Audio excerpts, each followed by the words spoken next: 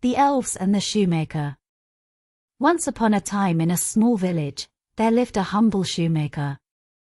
He was skilled in crafting shoes but was struggling to make ends meet. His business was failing, and he only had enough leather to make one more pair of shoes.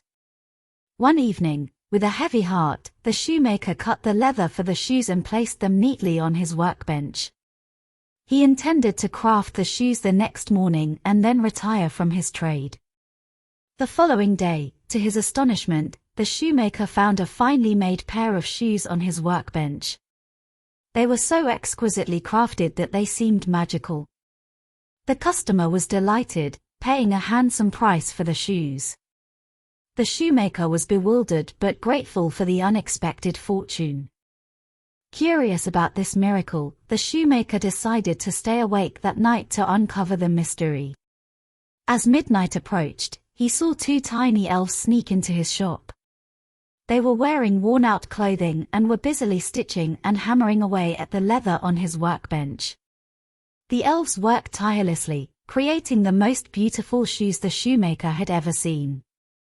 Witnessing this incredible sight, the shoemaker was overcome with gratitude and sympathy for the hard-working creatures. Wanting to repay the kindness, the shoemaker and his wife decided to thank the elves. They spent the night sewing tiny clothes for the elves, using the finest fabrics and materials they had. When the elves returned the next night, they found the little garments and were overjoyed. They immediately put them on and danced around the shop in delight. The shoemaker and his wife watched from a hiding place, feeling content for helping the tiny creatures. From that day forward, the elves visited the shoemaker every night, crafting the most splendid shoes. As a result, the shoemaker's reputation soared, and people traveled from far and wide to purchase his remarkable shoes.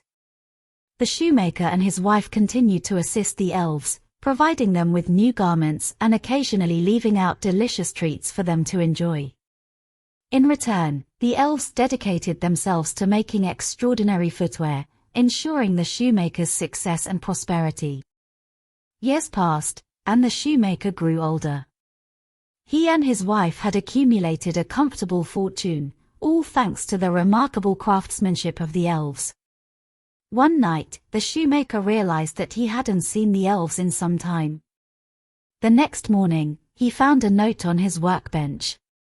It was from the elves, expressing their heartfelt gratitude for the kindness the shoemaker and his wife had shown them.